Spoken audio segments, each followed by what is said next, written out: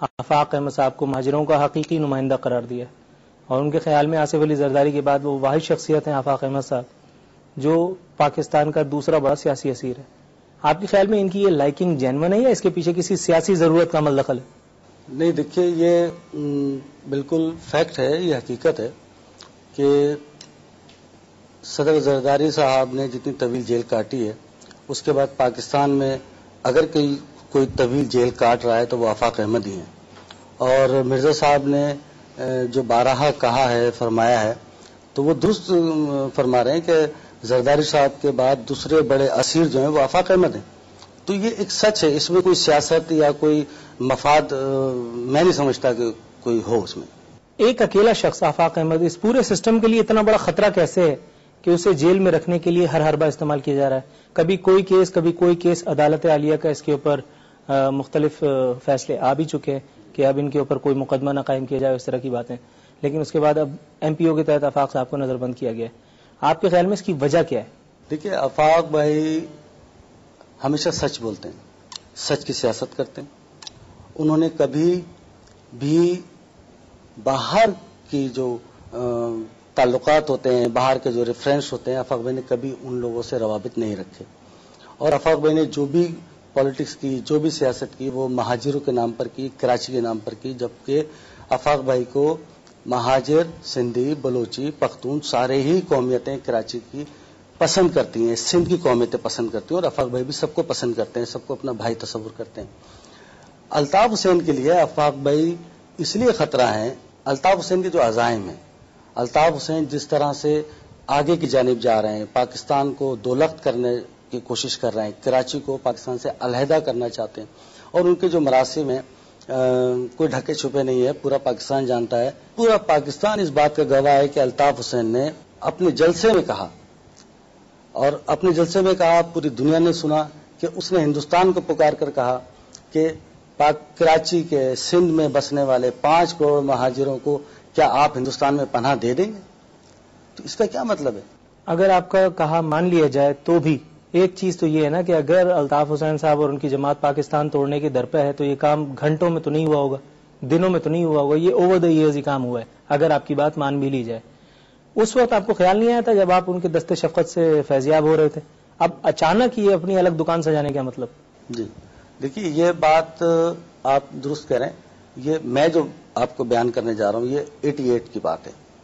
88 میں جب الطاف حسین کے ساتھ ایک نشست ہوئی، اور وہ پوری رات کی نشست تھی اور ایک چھت پر تھی، اس میں الطاف حسین اسی وقت امریکہ سے واپس آئے تھے، اور اس میں انہوں نے فرمایا کہ میں پاکستان آیا ہوں اور میں پھر پاکستان سے چلا جاؤں گا، حالات پھر ایسے بن جائیں گے کہ مجھے جانا پڑے گا، اور میں پھر واپس آؤں گا آزادی کا جھنڈا لے کر، اور ہم پھر آزاد فضاؤں میں سانس لیں گے، ہمارا اپنا ایک ملک ہوگا، ہماری اپنی ایک ریاست ہوگی. اس وقت سے ہمارے اندرونی طور پر ہمارے اختلافات چلتے رہے، اور ہم اندر اس بات پر ڈیبیٹ کرتے رہے، بحث کرتے رہے. جب اس کے بعد ہم نے ان تمام چیزوں کو اپنی آنکھوں سے دیکھ لیا کہ راہ کے ساتھ آپ کے روابط ہیں، آپ کے اسرائیل کے ساتھ آپ کے روابط ہیں، پھر وہاں سے بہت ساری چیزیں آ رہی ہیں، یہاں سے بہت سارے لوگ جا رہے ہیں ہندوستان، تو پھر ہم نے فیصلہ کیا کہ ہم ان کے ساتھ نہیں چل سکتے، کیونکہ ہمارے آباء و اجداد نے اس ملک کے لیے قربانیاں دی تھیں، نہ کہ ہم ان کی قربانیوں کو کسی گھڑے میں ڈال کر کے اس ملک کو مزید دولخت کر دیں، اس ملک کو مزید توڑ دیں، یا کراچی کو ہم پاکستان سے الگ کر دیں. آپ کے خیال میں ذوالفقار مرزا صاحب کی پیٹرنیج آپ کو پے آف کرے گی؟ ذوالفقار مرزا صاحب جو ہیں وہ ایک سچے اور مخلص انسان ہیں، اور دیکھتے ہیں آگے. یعنی آپ شیور نہیں؟ نہیں، انشاءاللہ تعالی ہم آگے چلیں گے، ساتھ چلیں گے، دوست ہیں ہم، ہمارے ایک دوسرے کے ساتھ اچھے مراسم ہیں. لیکن لوگوں کا خیال یہ ہے کہ اس وقت ملکی سیاست میں ذوالفقار مرزا وہ مہرہ ہے جو جس پہ ہاتھ رکھ دے گا وہ کنگ ہوگا، خصوصاً سندھ اور کراچی میں. اس بارے میں کچھ نہیں کہہ سکتا کہ مرزا صاحب کی ہاتھ رکھنے سے کیا ہو سکتا ہے، لیکن مرزا صاحب کے ساتھ جی تو میں وضاحت کروں. جی پہلی بات کہ مہاجر قومی موومنٹ حقیقی جو ہے، جس کو آفاق احمد صاحب ہیڈ کرتے ہیں، یہ میرے پاس خود سے ملنے کبھی بھی نہیں آئے. ان سے ہاتھ ملانا یا ان کو گلے سے لگانے کی ابتدا ڈاکٹر ذوالفقار مرزا نے کی تھی جب وہ منسٹر تھا. نمبر 1.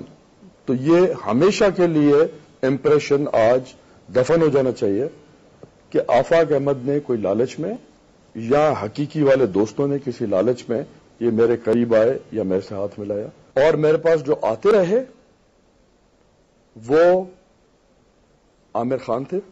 وہ میرے پاس یقیناً آتے تھے. میں ان کو سیکیورٹی پرووائڈ کرتا تھا جو میرا فرض تھا کورٹوں تک پہنچنے کے لیے. ان کے پاس اتنے بھی وسائل نہیں تھے کہ وہ کورٹ تک جا سکیں, وکیل کر سکیں اور اپنا کیس لڑ سکیں. مرزا صاحب, کراچی میں آپ کی وزارت داخلہ کے دور میں بھی 50-50 100 افراد مارے گئے. جی. آپ نے ان کو تو کوئی سیکورٹی پرووائڈ نہیں کی. کس کو؟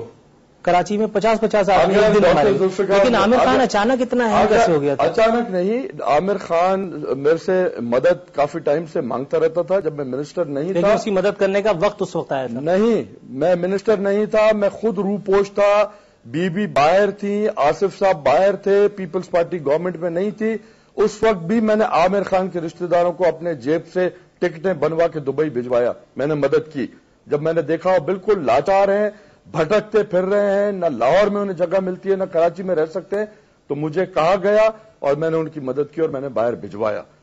انسان جو ہوتا ہے وہ ایک دوسرے مجبور لاچار انسان کی مدد اس کو ہر حال میں کرنی چاہیے. بالکل ٹھیک ہے, لیکن ان سینکڑوں ہزاروں لاچاروں کا کیا جو بھی میرے پاس آئے گا, میں جس کی مدد کرنے جیسے ہوں گا میں ضرور مدد کروں گا. 15 دن کے مسلسل فالو اپ کے بعد سر میں آج آپ کے سامنے بیٹھ پایا ہوں. جی. وہ تو میرے چینل کا نام میرے ساتھ ہے, ورنہ میری تو کوئی حیثیت ہی نہیں. ایسی بات کتنے ایسے لوگ ہیں جو ایک منسٹر تک ایکسس کر سکتے ہیں؟ ایسی باتیں آپ ایگزیجریٹ کر رہے ہیں. آپ کے چینلز کو میں خود اوائڈ کرتا ہوں کیونکہ آپ کے چینلز ٹوسٹ اینڈ ٹرنز بہت کھاتے ہیں.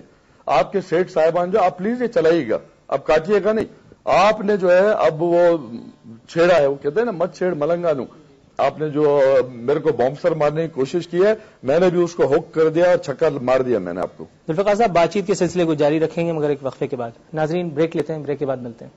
آپ کہتے ہیں آپ نے اپنی ضمیر کی آواز پر متحدہ کے خلاف عالم بغاوت, عالم جہاد بلند کیا. یہ ضمیر اس وقت کہاں سو رہا تھا جب اپنی قیادت کے کہنے پر آپ 9-0 ماتھا ٹیکنے گئے تھے؟ ضمیر والوں کا ضمیر کبھی نہیں سوتا. اس وقت وہ اونگ رہا تھا. اونگ نہیں رہا تھا. وہ ہمارا جو ہوم منسٹر اب ہے غسان صاحب, وہ سوتے ہیں اور وہ خواب دیکھتے ہیں.